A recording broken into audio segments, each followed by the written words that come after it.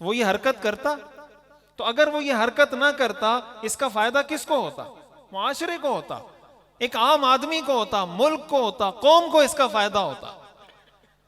ये मैंने एक मिसाल दी है। इसको आप एसएचओ पे फिट करें, इसको आप इंजीनियर पे फिट करें, इसको आप किसी एसएसपी पे फिट करें, इसको आप जिस तबका हाय जिंदगी से ताल्लुक रखने वाले किसी आदमी पे फिट करें, अपने ऊपर सबसे पहले फिट करना चाहिए कि मैं अपनी जिम्मेदारी कितनी अदा कर रहा हूं। मेरी जो भी जिम्मेदारी है, मेरी जो भी हैसियत है, मैं अपनी जिम्मेदारी किस हद तक पूरी कर रहा हूं। इस चीज की बहुत ज्यादा जरूरत है। और यही जो हमारे मदारिस के पढ़े हुए तलबा, मदारिस के पढ़े हुए तलबा अगर असरी तालीम साथ हासिल कर लेते हैं, ये मुआशरे में बहुत मौसर किरदार अदा कर सकते हैं। ये उन जगहों पर जा सकते हैं, उन पोजीशंस पर जा सकते हैं जहां ये मुआशरे में अपना असर नफूज बाकायदा ऑफिशियली अपना वो असर रखेंगे, और जो बात वो कहेंगे उसका असर होगा और उसको वो नाफिज करने की सलाहियत रखेंगे। इस चीज की हमारे मुआशरे में बहुत ज्यादा जरूरत है। जामिअतुर रशीद का जो निज़ाम तालीम है, बुनियादी तौर पर वो यही निज़ाम तालीम है कि हमने मदारिस के निज़ाम के अंदर भी ऐसी चीजें शामिल करनी है, निसाब के अंदर, निज़ाम के अंदर, कि हमारे ये तलबा, हमारे ये फुजला मुआशरे के हर पोजीशन पर जाके फिट हो सकें। ये जहां इमाम लग सकते हैं, जहां मुदर्रिस बन सकते हैं, जहां खतीब बन सकते हैं, वहां ये दुनिया के और मुआशरती जो किरदार हैं वहां भी जा सकें। और जो हमारे यूनिवर्सिटी से पढ़े हुए बच्चे हैं वो कहीं पर भी जाएं, वो अपने दीन की खिदमत करें। देखें हदीस शरीफ में, इस्लाम में जो इल्म की तकसीम की गई है वो ये तकसीम नहीं है कि ये दीन का इल्म है, ये दुनिया का इल्म है। इस्लाम में तकसीम है नाफे और गैर नाफे इल्म की। अल्लाहुम्मा इन्नी अस्अलुका इल्मन नाफिआ, अल्लाहुम्मा इन्नी अऊज़ु बिका मिन इल्मिन ला यनफा। आप सल्लल्लाहु अलैहि वसल्लम ये दुआ करते थे, ए अल्लाह मुझे ऐसा इल्म अता फरमा जिससे दूसरों को फायदा पहुंचे, और ए अल्लाह मुझे ऐसे इल्म से हिफाजत में रख जिससे लोगों को फायदा ना पहुंचे। इमाम शाफी रहमतुल्लाह अलैह ने लिखा है, अल इल्मु इल्मान, इल्मुल अब्दान व इल्मुल अदियान। इल्म दो हैं, एक बदन का इल्म है, एक दीन का इल्म है। ये जो बदन का इल्म है जिसको हम मेडिकल कहते हैं या साइंस कहते हैं, ये भी दीन का हिस्सा है, ये दीन से अलग कोई चीज नहीं है। कुरान करीम में जो आता है, इन्न फी खल्क़िस समावात वल अर्ज़ वख्तिलाफिल लैल वन नहार लआयातिल लिउलिल अलबाब, कि आसमानों जमीन की तख्लीक में, रात और दिन के बदलने में, सूरज और चांद सितारों में अक्ल वालों के लिए बहुत सारी निशानियां हैं। तो जमीन और आसमान की तख्लीक पर, सूरज और चांद और सितारे और दिन और रात के बदलने को जितना एक साइंसदान अच्छे तरीके से समझ सकता है, एक आलिम भी नहीं समझ सकता। तो इसका मतलब आसमान और जमीन के उलूम हासिल करना, उसमें गौर व फिक्र करना, इसकी कुरान ने तरगीब दी।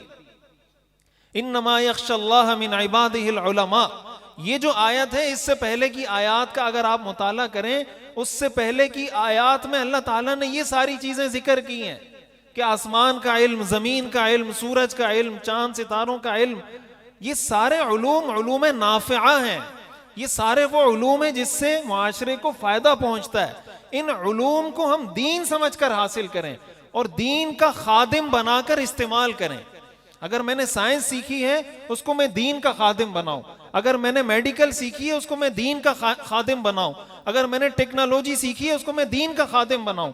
दीन की खिदमत में अपनी सलाहियतों को सर्व करें। अगर इस नजरिए पर हम आ जाते हैं तो जैसे मैंने बताया, हमारे दुनिया के कोई मफादात मुतासिर नहीं होंगे।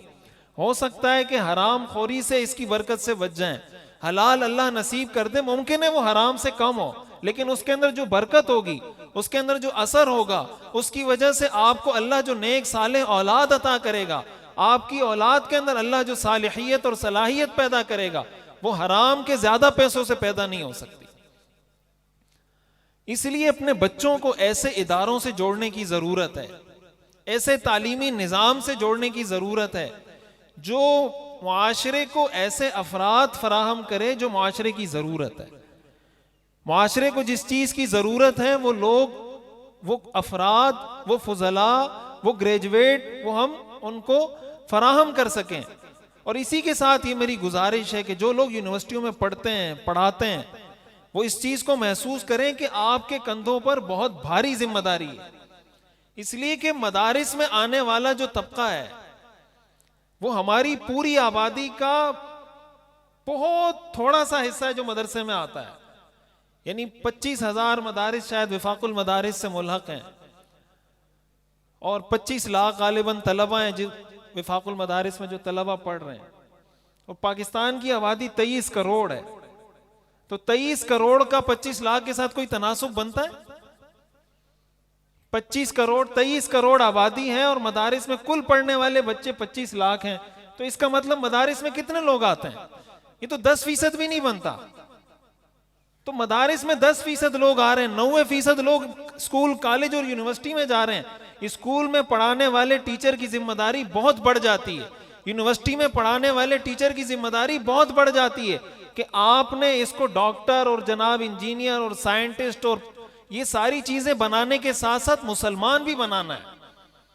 हमें साइंसदान चाहिए लेकिन मुसलमान साइंसदान, हमें डॉक्टर चाहिए लेकिन मुसलमान डॉक्टर, हमें इंजीनियर चाहिए लेकिन मुसलमान इंजीनियर, हमें साइंटिस्ट चाहिए लेकिन मुसलमान साइंटिस्ट, जो इस्लाम की खिदमत करें, जो कौम की खिदमत करें, जो मुल्क की खिदमत करें। ये जो तालीमी इदारे हैं इनका बुनियादी मकसद ये है। मुफ्ती हनीफ तनोली साहब जो काम कर रहे हैं वो इस नहज पे काम कर रहे हैं, इनके काम का आगाज है।